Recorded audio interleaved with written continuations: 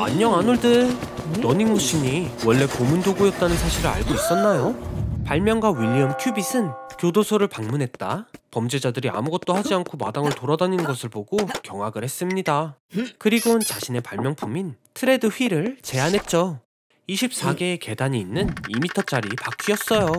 죄수들은 한마음으로 걸으며 끝없는 언덕을 올라갔습니다. 보너스로 곡식도 갈았고요. 교도소장은 곡식 갈기가 불필요하다고 판단했지만 제멋대로인 죄수들에 대한 변로서는 완벽했습니다. 1일 기준은 에베레스트의 절반 이상인 16,630피트로 정해져 있었습니다. 광산에서 일하는 것보다 더 힘들었어요. 1902년 트레드 휠은 비인간적인 노동으로 인식되어 폐지되었습니다. 11년 후 클로드 하게는 디딜방아를 개선하여 러닝머신을 발명했어요. 고문의 도구였던 러닝머신이 여전히 고문의 도구네요. 에너지 드링크를 얼마나 마셔야 치명적일까요? 에너지 음료엔 위험을 초래하는 4가지 성분이 있어요. 카페인, 타우린, 구아라나와 징고 빌로바. 에너지 드링크 1개는 크게 해롭진 않고 2개라도 배탈 정도 날 거예요. 일일 카페인 한도를 초과하지 않습니다. 하지만 그 이후에 어지러움, 메스포음, 부정맥과 혈압 상승을 유발할 수 있어요. 20개를 섭취해도 과다 복용과는 거리가 멀어요.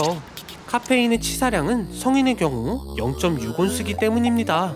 이 이후에는 어떤 음료도 당신을 다시 살릴 수 없어요. 얼마나 많은 양인지 이해가 안 된다면 뱃속에 액체로 가득 차 있는데도 아직 에너지 음료가 12갤런이나 남아있다고 상상해보세요. 아놀드, 화산을 물로 끄려고요? 흥미롭지만 먼저 옷을 제대로 입어요. 화산학자들은 열과 화산 분출물에서 몸을 보호하기 위해 알루미늄 보호복을 입는데 방출되는 가스를 위한 호흡기도 잊지 마세요. 가스 얘기가 나와서 말인데 화산, 특히 활화산에 물이 잠기면 증기 압력이 발생할 수 있습니다.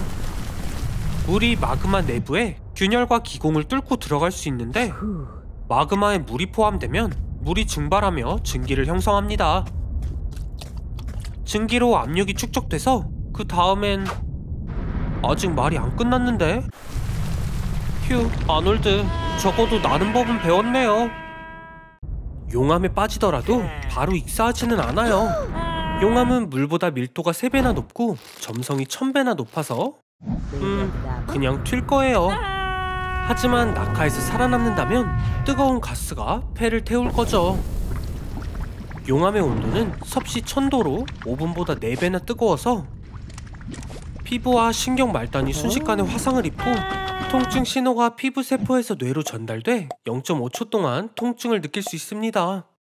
그러나 뼈는 오랫동안 탈 거예요. 1000도에서 최대 1시간 30분까지요. 그건 그렇고 용암이 당신 위로 흘러서 불타는 재와 부석으로 덮는다면 내부는 타오르고 재와 부석은 껍질을 만들어서 2000년 후 당신의 후손들이 폼페이의 주민으로 찾아낼 겁니다. 소가 지구온난화에 책임이 있다는 사실을 알고 있나요? 메탄은 가장 강력한 온실가스 중 하나예요. 지구상의 모든 소는 매년 약 1억 5천만 톤의 메탄을 생성합니다. 이는 대기 중 전체 메탄의 8%를 차지해요. 이론적으로 소가 사라지거나 우리가 모두 해결한다면 메탄 수치는 감소할 거예요. 결과적으로 지구의 온도는 화씨 2도에서 8도까지 떨어질 것입니다. 하지만 젖소가 없다면 매년 2억 1000만 갤론의 우유는 생산하지 못하게 되죠. 뭘 고를 건가요? 지구를 구하는 것? 아니면 아침 식사로 시리얼을 먹는 것? 동물을 키우기로 결정했나요? 악어는 안 돼요. 매년 약 1000명의 사람들이 악어의 희생자가 됩니다. 사자도 연간 200명만 잡아먹어요. 아놀드는 또 이빨과 만나게 되었네요. 악어는 씹지 않고 먹이를 찢기 때문에 산채로 삼켜지는 일은 없을 겁니다. 선사시대의 12m에 달하는 악어도 턱이 좁아서 그럴 여유는 없었어요. 그들은 공룡도 사냥했죠. 운이 좋았네요. 하지만 놀랍게도 이제 몇 시간 동안 바위를 가는 재밌는 놀이를 함께 하게 될 거예요.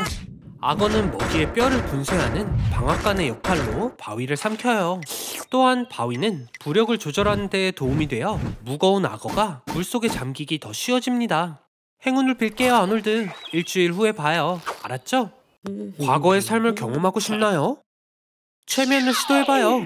아놀드, 전생이 멋지네요. 아닐 수도요. 실제로 전생은 존재하지 않아요. 뇌가 만들어낸 거짓 기억일 뿐입니다.